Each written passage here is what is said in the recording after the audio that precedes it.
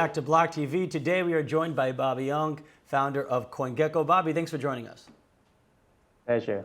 Now, Bobby, the first thing we have to start off with, I don't know if it's an April Fool's joke or if this is real, but reports are saying that Binance is buying CoinMarketCap. If that's true, would that totally destroy CoinMarketCap's credibility?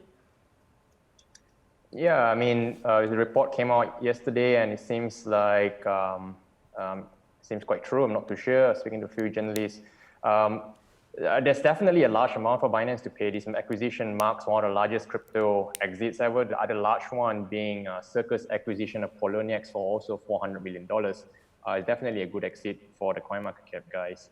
About the alternative, we're seeing a lot of people looking for alternative. We're here. We are now the largest independent crypto data aggregator. We have been operating since 2014. So I think someone's looking for an alternative. Coingecko is here to serve the market. Mm-hmm. Now, I mean, this is a one big move, but if this continues, Binance has kind of been buying up other companies. Will the cryptosphere, will we see this becoming a trend? Will the cryptosphere slowly become full of these giant centralized organizations, much like traditional tech? And if that happens, doesn't that kind of ruin the spirit of the cryptosphere? Yeah, I think it's inevitable that companies will go around M&A activities, and larger companies will consolidate and buy up smaller companies. I think this exit proves that the crypto data space is a highly strategic and important part of the crypto industry. Well, yeah, I think it's just a matter of time before more M&A happens in the crypto space. And we recently saw as well an on-chain takeover as well, where Justin Sun took over the Steemit blockchain, but that didn't turn out too well. And now the Steemit chain, the Steem chain, has actually forked off into Hive as well. Mm-hmm. Now, what does this mean for Coingecko? Yourselves, you guys, like you said, are the largest independent crypto data aggregator. What does this mean for the future of Coingecko? Yeah, with this acquisition, we are now the largest independent market data aggregation website. We intend to remain neutral and continue to grow Coingecko by tracking the various crypto data sources transparently. Uploading data integrity is something which we believe strongly. We were the first to introduce Trust Score last year to better measure exchange real liquidity to solve the massive wash trading issues that is prevalent in the industry. And we intend to follow up with more data metrics this year to further improve data transparency in the space. Mm-hmm. Yeah, that's very important, especially if this is true, to have players like you guys who are truly independent and give kind of a check for those bigger companies that we might not remain so neutral anymore. Switching gears a little bit, Coinbase just announced in a report yesterday that they saw record buying of Bitcoin during the March 12th crash. And right now, if you look at the numbers, trading volume is up greatly.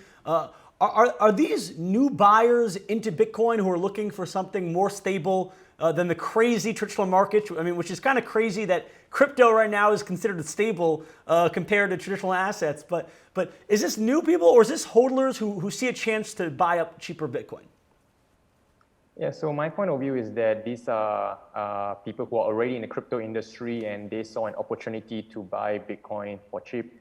If you think about it, Bitcoin was trading around 7,000 plus US dollars, and then in one day, the Black Thursday, Bitcoin went down 50% and touching a low of 3,800 US dollar. There was no fundamental difference in Bitcoin. We are still getting towards a halving in May, and it's just I would say a discount day for anybody who wants to pick up Bitcoin.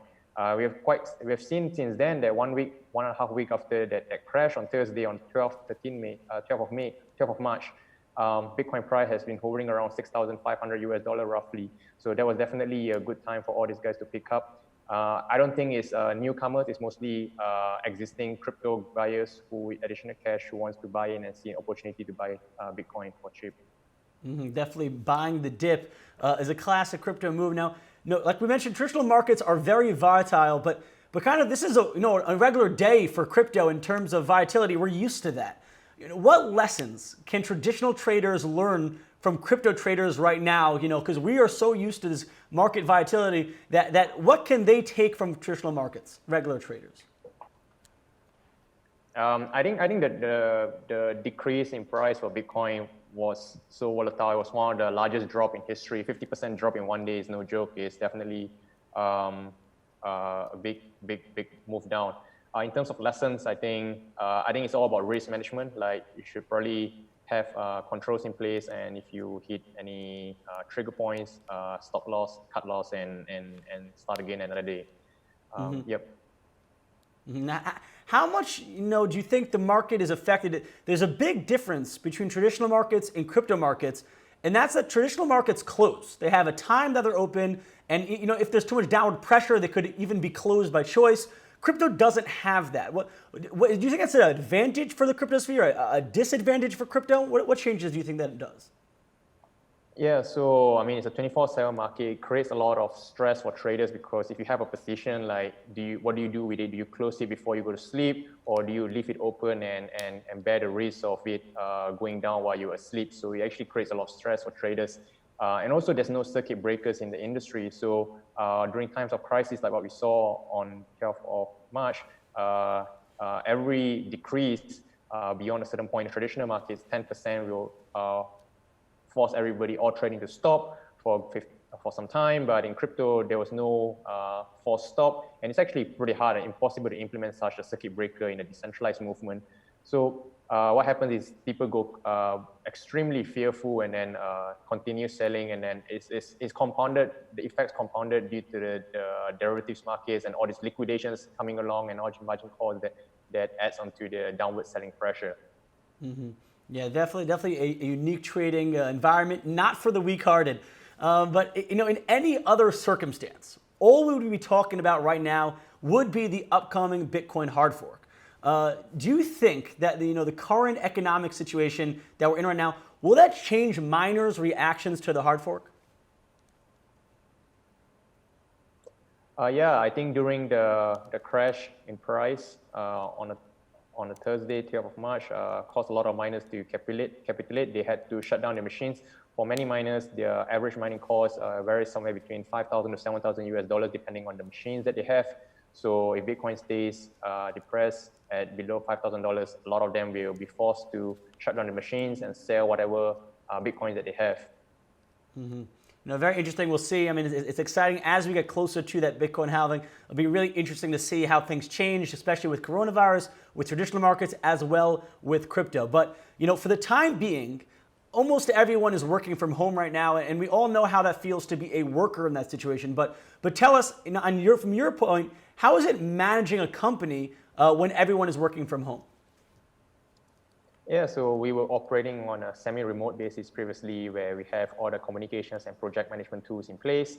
When the coronavirus lockdown happened in Malaysia, we had to tell all our team, like, we were mandated by the government to work from home, to stay at home. We can't go out to our offices. So we turned from a semi-remote company to a fully remote company. We have weekly Zoom calls where everyone come online, and we have usual team discussions. Everybody's out there communicating. So it wasn't bad for us. We can still operate, but because we are mostly a tech company, mostly online. But for many other companies that rely on physical presence, those guys are affected hard. Mm-hmm. Now, you're based out of Malaysia right now, and I just read a funny article actually on your Twitter feed, how in Malaysia they're only letting out heads of families to go out shopping, which actually caused tons of confusion because the men don't know where to find certain items on the list. They don't know what each vegetable is. Now, I know I have that issue. How are you finding your grocery shopping? Yeah, I just have to do it. Just have to find the vegetables for the home, do once a week, and just go around shopping and get whatever as best as I can. It's quite funny, like the supermarkets here, they prepared like infographics explaining all the different kinds of vegetables and the different parts of chicken for people, for the male, the head of family to go around looking for these vegetables in case they don't know what their wives are talking about. Surely. This is truly panic buying at the finest sense of the word. Bobby, thank you so much for joining us, and stay safe out there. And for all our viewers at home, if you want more on blockchain, crypto, and tech news, make sure to check us out at blocktv.com. Watch us on Amazon Fire TV and Roku.